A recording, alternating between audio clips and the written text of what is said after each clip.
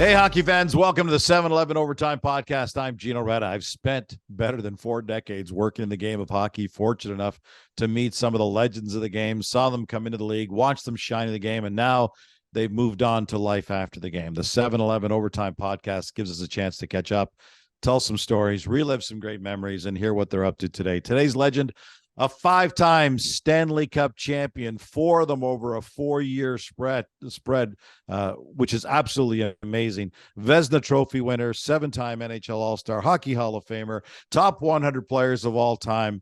I'm talking about Grant Fuhr. Grant, welcome to the show, my friend. It's going to be great catching up with you. It's been a while. It has been a little while. It's good to see you again. The last time you and I were chatting, I was trying to remember this. I don't remember the year, so forget it. I'm not even going to try to guess the year. But it was at Wayne's Pro-Am golf tournament up in Collingwood, Ontario. And you could hit a freaking ball. I had no idea you were such a player. Are you still playing? I still play a little bit. We don't play as much competitively anymore. I got old all of a sudden. So, but I still enjoy it. That's awesome. And then, of course, I was there for your Hockey Hall of Fame induction in 2003, which was amazing. That was such a great moment. And I remember your speech, and I remember all of us afterwards of the speech and go, man, Grant really sounded like he was speaking from the heart. And then afterwards, we found out the true story with what happened with your speech. You want to share that with our audience?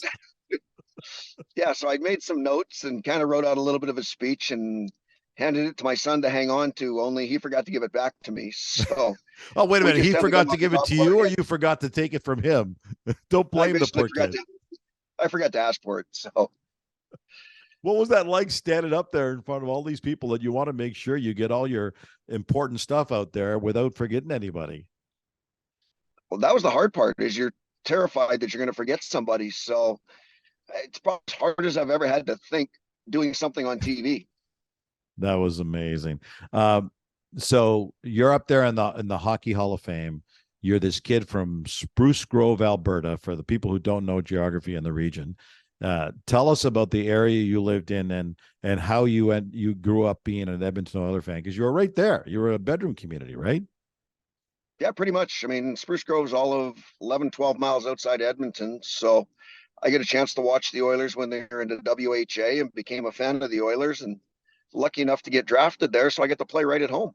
Which was awesome. We're in Black History Month, so I want to kind of pick your brain about what it was like for you then, and what you're seeing right now in the NHL. Just for background, you were born to teenage parents, a Black father and a mom from the Enoch Cree Nation, and then you were adopted by a young couple in Spruce Grove.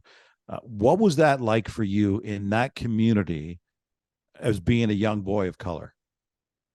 You know what? I feel pretty fortunate. I think there was myself and two brothers that went to the same school.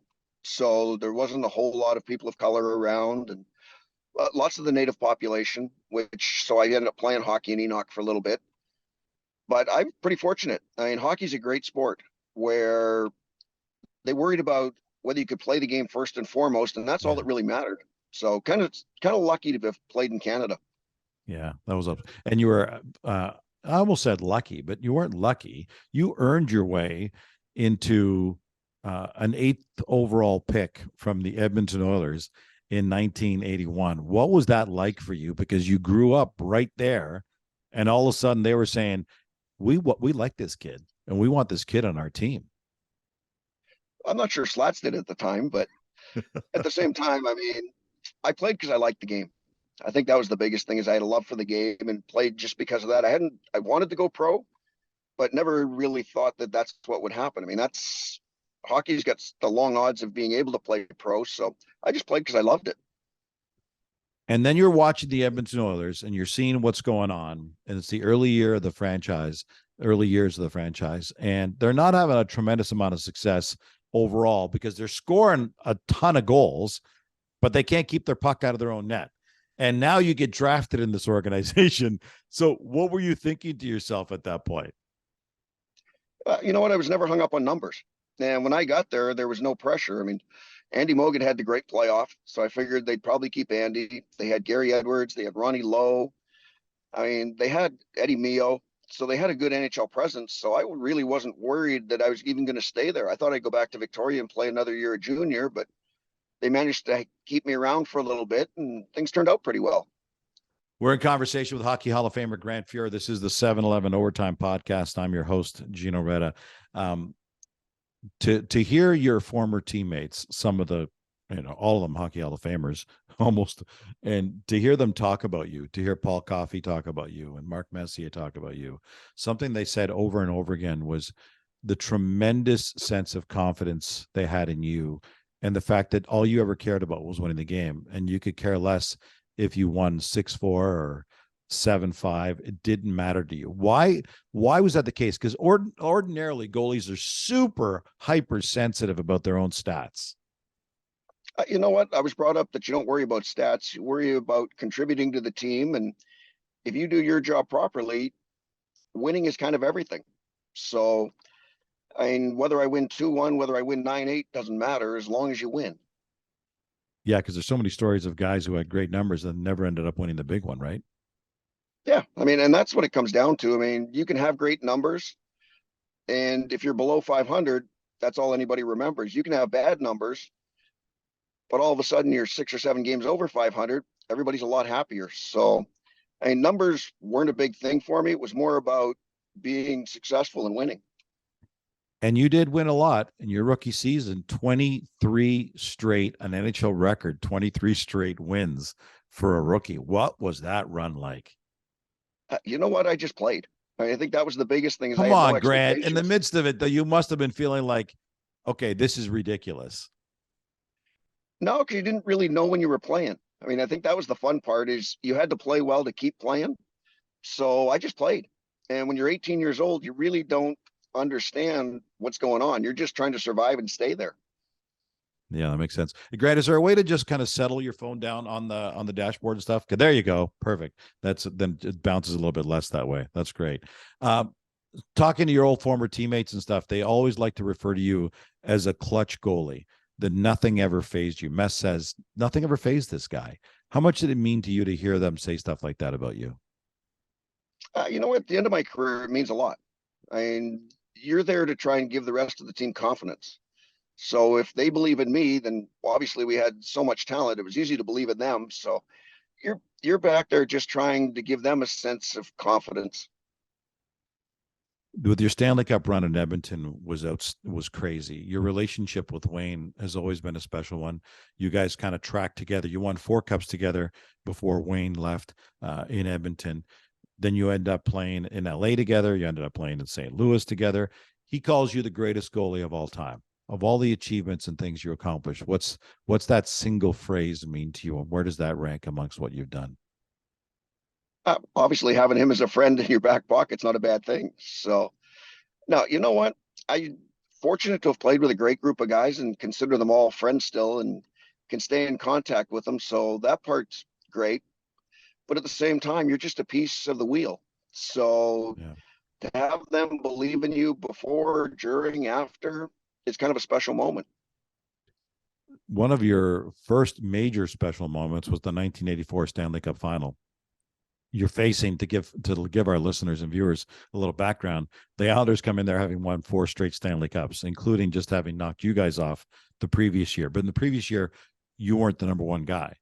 Now, all of a sudden, going to the playoffs, you become the number 1 guy, and you're facing the Islanders, and you shut them out.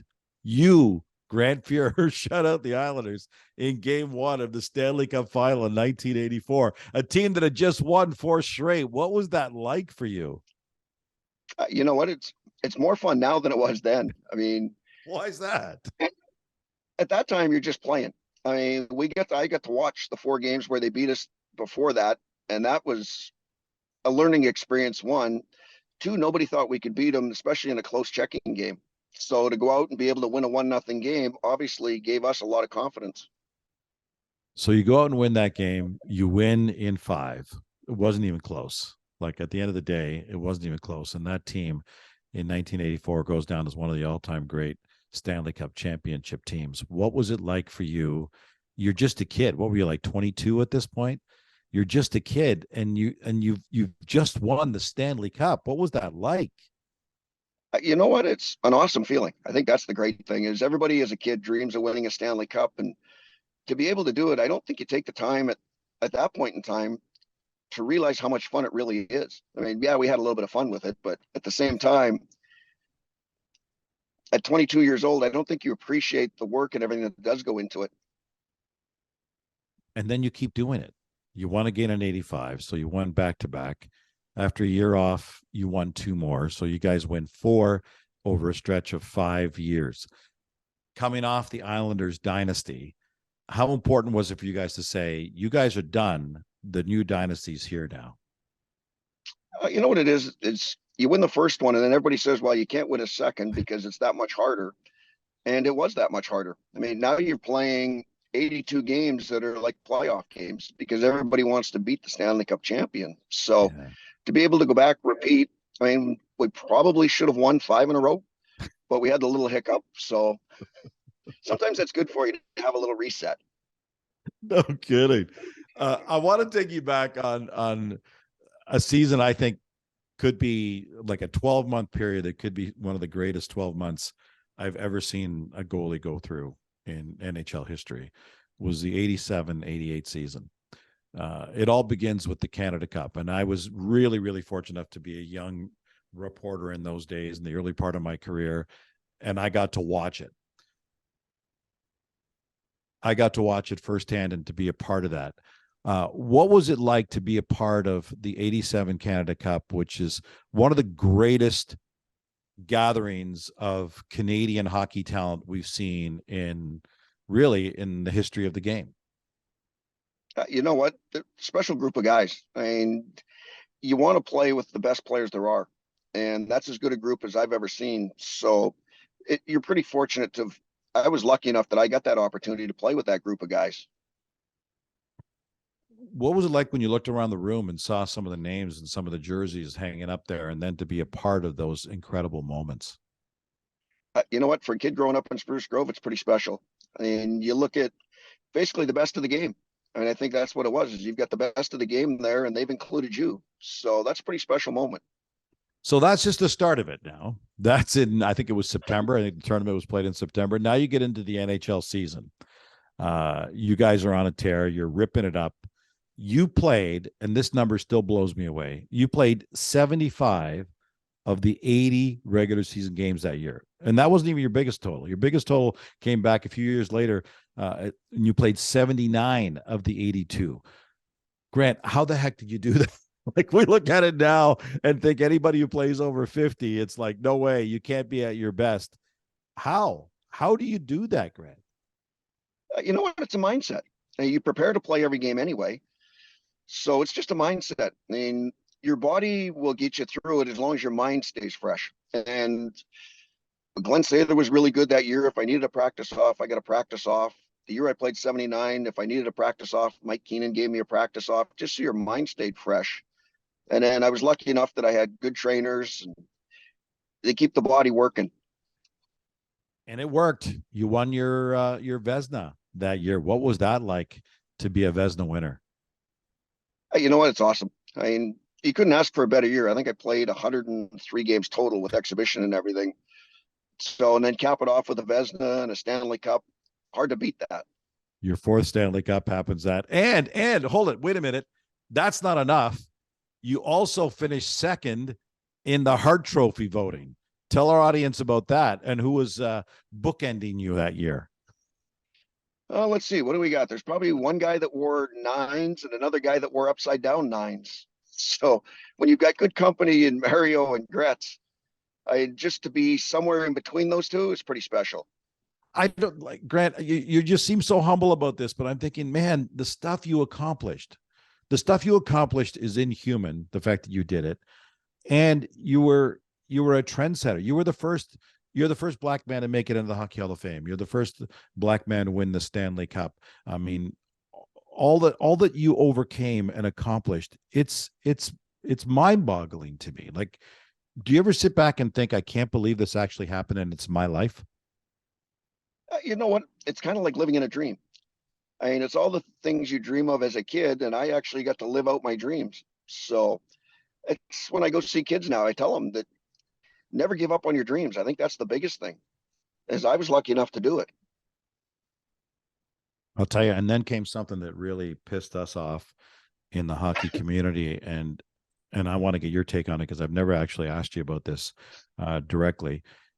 After you had your incredible run with the Oil, with the 5 Stanley Cups with the Oil, everybody knows who you are. Everybody knows your name in the game, and even outside the game, people knew because you were so legendary at that point. You spent a couple of seasons in Toronto, then you get traded to Buffalo.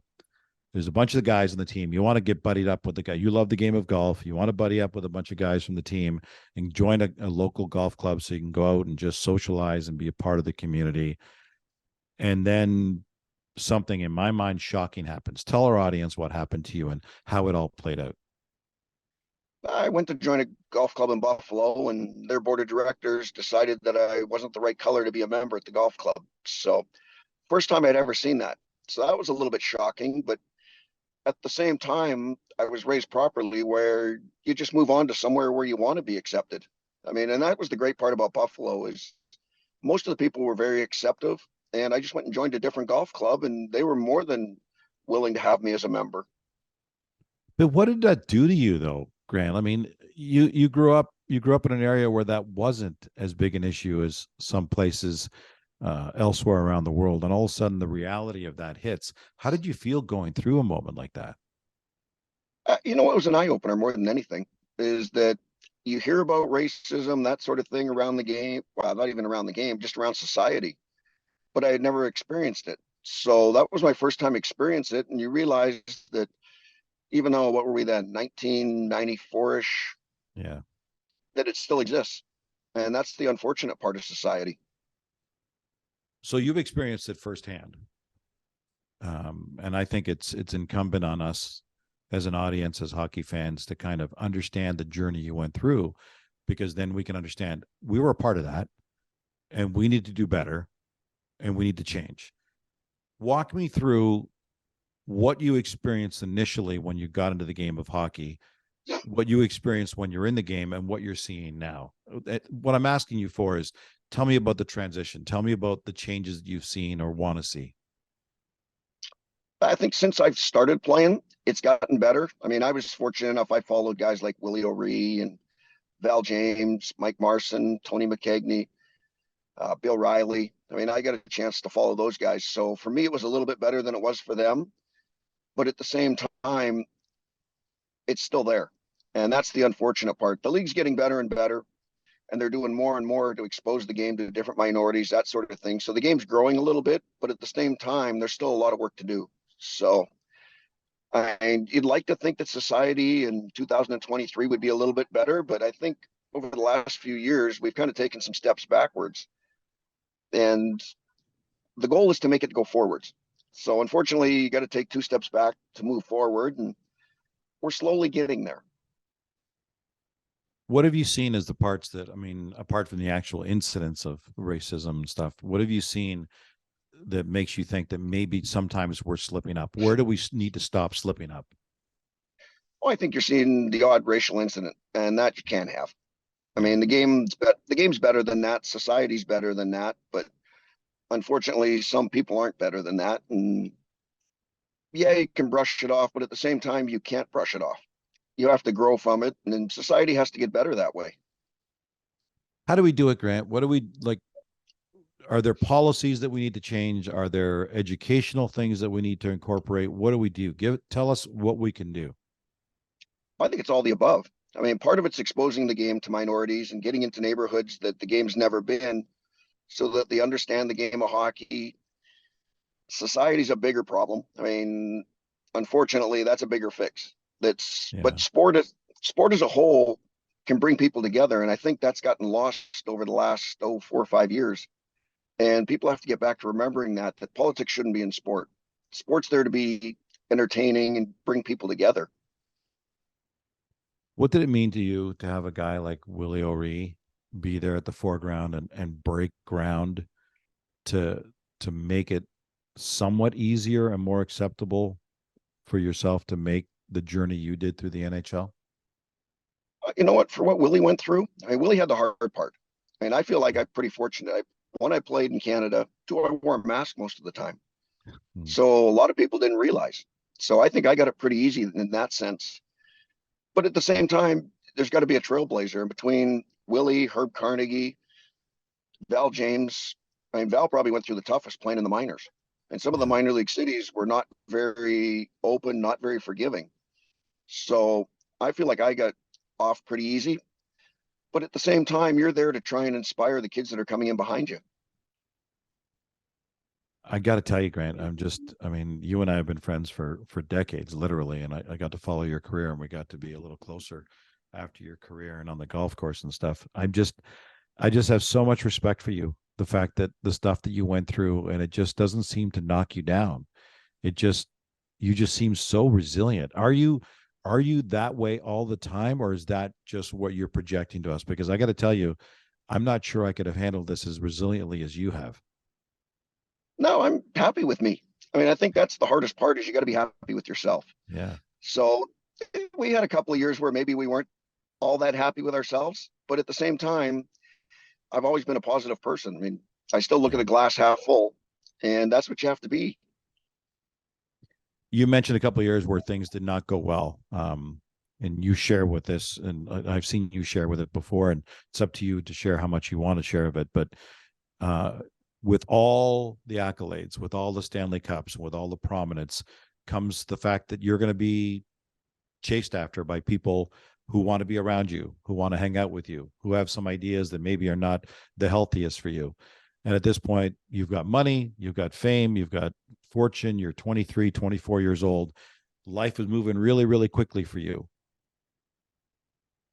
Share to the extent that you want to share what your journey was like at that point when all of a sudden you were presented with things that maybe weren't great options for you and then made some bad decisions there.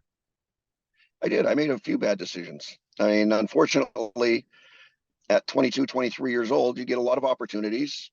You have the pretty girls, you have drugs, all that good stuff. And unfortunately, I made some bad choices where I went down the wrong road and got suspended for drug use. So that was another tough time in life where you have to learn and grow from it. And it's kind of made me the person I am today. So with all the good comes, or all the bad comes good. And I think that's the biggest thing is you got to learn from it and move on. The part I struggled with, Grant, and I gotta believe that you struggled with this. You made the decision on your own that you had to fix this. You started using cocaine, and it became difficult for you. And um, you talked about how you got into it. How did you come to the terms where you said it's time for me to get out of this? This is not good for me. How did you come to that realization? Well, it was part of kind of a life decision that it was going down a road that didn't have a good ending to it. And Yeah. before it got down that road, I had the opportunity to kind of look at myself and look in the mirror and say, hey, this isn't really going to work. You can't be a professional athlete and be a professional partier at the same time. Yeah. So we went, got clean, then got suspended, but 2 years afterwards. So that was a tough one to swallow. But at the same time, I made the right life decision for me. That's the hard part that I'm talking about. The fact that you took it upon yourself to go out there and get clean. You went to rehab. You got off it. You stopped using it. Came back and said, "Okay, guys, I'm good to go." And it's at that point the NHL suspends you and says, because of what you did, the dishonor to the game. That must have just ripped your heart out because you said, "No, guys, that was then and this is now. I'm a new guy." What did that do to you when the league essentially turned its back on you that way? Well, they didn't have a drug policy. And that was probably the hardest part to swallow is we kind of became a poster child for that. So the positive that came out of that was they came up with a drug policy afterwards. So there was some positive to it, but at the same time, they'd kind of stolen everything that I'd lived and dreamed of. And it was a hard pill to swallow, but at the same time, I felt that I deserved that. So you kind of look at yourself and you got to go through some hard times to see what's really inside yourself. And it doesn't get much harder than that. Who was your support group through all of this? That must have been so hard. But you know what? I had great friends, great teammates. I think that was the biggest thing is I still had a lot of the friends I grew up with and I spent a lot of time with them, got a chance to lean on them a little bit. And then I had phenomenal teammates. Even when I was suspended, I'd go over and see some of the guys for breakfast. I'd go out, have dinner with some of the guys. And even though I wasn't allowed to be around the rink, I still got to see the guys every day. Wow. How did you feel about yourself, Grant Fuhr? How did Grant Fuhr feel about Grant Fuhr coming out of all of that versus the one that was moving into that before it all began for you? But for me, it was a good test of where I was at. I mean, I think more than anything is it could have really taken a bad turn at that point. But the fact that I got through that, and yeah, there were some down days, but for the most part, there was a lot of positive days, and I could see I was on the right road. So regardless of what happened, for me, I was on the right road and felt better and better about myself. That's awesome. It's amazing to see. Again, Grant, I just keep seeing the stuff that you did through your journey has been amazing. And the fact that you're willing to share this for somebody who's listening to this, young person, either an athlete or maybe not even an athlete, who's struggling with other things. What would your message be to them as they're battling these demons? You got to believe in yourself first and foremost, but you also have to have a good support group of friends and people around you so that when you are having a bad day, you have somebody to talk to. Right? The worst thing you can do is kind of isolate yourself and think that you can fix it on your own. You have to have good people around you, and you got to definitely have a big belief in yourself. How are you doing now, Grant? I'm doing awesome.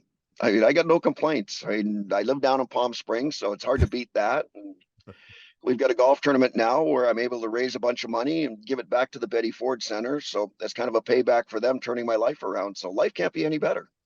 That's awesome. You spent some time in coaching. You were with the Coyotes for 5 years, I think from 04 to 09, where you were taking care of their goaltenders, obviously. What are you doing now? Is that something you want to be do some more of, or I hear you're actually coaching some 3-on-3. Tell us about that.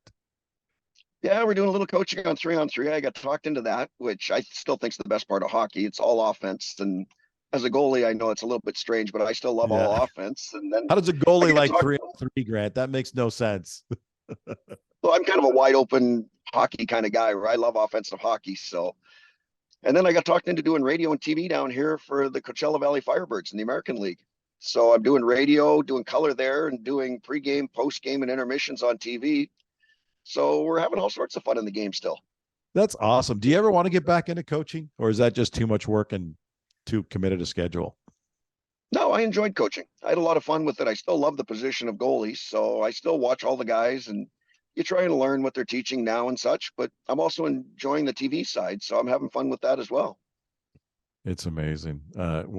Sometimes when I think of the numbers, Grant, I mean, your 5 Stanley Cups are amazing. You're number 13 on the all-time wins list in NHL history. You're top 100. You've been voted a top 100 player of all time. When you hear stuff like that, what does that go through your mind? It's still a kid living his dream. I mean, I just happen to be an older kid now. So, I mean, I feel pretty fortunate. I mean, I got to play a game for a living, and you can't ask for more than that. I mean, it doesn't get much better than that, where you get to play the game you love, you get to do it for a living and have some success in it. You hit some tough roadblocks and you smashed through them. Does that make being on the other side of this so much more satisfying that you now have the right to use your platform to share your story to help others who come behind you? Oh, definitely. I mean, some of the rough spots I went through, when I talk to kids, when I talk to different people, I can say, look, I know exactly where you're at because I've been through it. And to show that you can come out on the positive side of it, I think, one, it leaves a good message, but two, the end game is to try and make society better and leave the game better. And hopefully I'm able to do that. You certainly are. And that is a great place to end this, because you should have last word. Grant, it's amazing what you've been able to accomplish. Thank you so much for your journey and the entertainment you gave us over the year. And thanks for the message that you're sending, because using your platform the way you are right now, it's awesome. Thank you, my friend. That's always my pleasure, Gino. That was 5-time Stanley Cup champion, Vezina Trophy winner, 7-time NHL All-Star, Hockey Hall of Famer, one of the top 100 players of all time, Grant Fuhr.